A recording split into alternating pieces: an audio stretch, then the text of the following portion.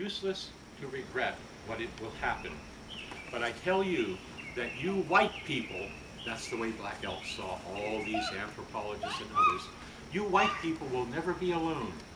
For where you are today, in the pathless woods and forests, in your villages and towns, in the dark of the night, when you see the streets you think deserted, they will not be deserted.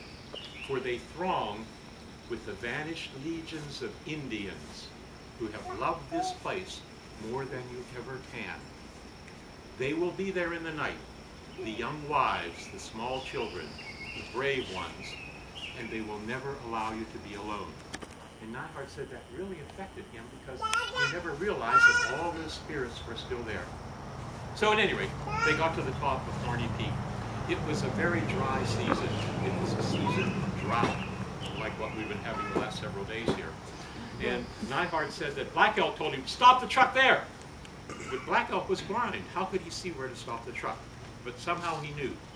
And Black Elk said, you stay here. I'll go ahead. And Black Elk got out of the truck and took his car flesh with those funny things wrapped up in it and went on the other side of a huge rock. How could he know the rock was there? He couldn't see anything, but he went on the other side of it.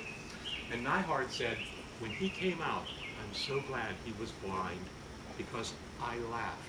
This old man, shriveled and worn, was dressed in the costume of a youth, and he was chanting, and he was singing, he was dancing, and he was saying, grandmothers of the North, grandmothers of the South, I come to you one last time. You brought me here when I was young. The center of the earth was whole, the grass was green, the sacred hoop was round, and you sent me into the world to do good.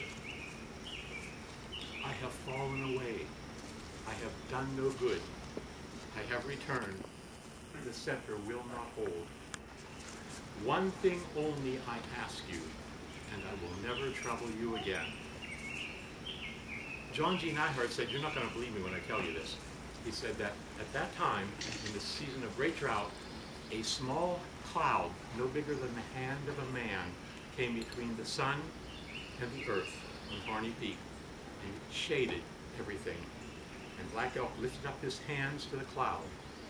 And Neihard said, I don't know if it was Black Elk's tears or raindrops or what it was, but something came down the old man's face.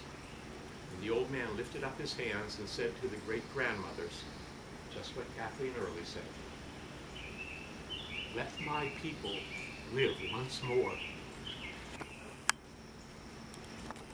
that's what you all are doing, and you've done. You have made people come alive again at this place where you know they were 1,000 years ago, 8,000 years ago. Dr. Bates said you found artifacts from 8,000 or 9,000 years old, Dalton projectile points and Kirks and so on. They're here, and they're still here. It wouldn't be if it wasn't for you.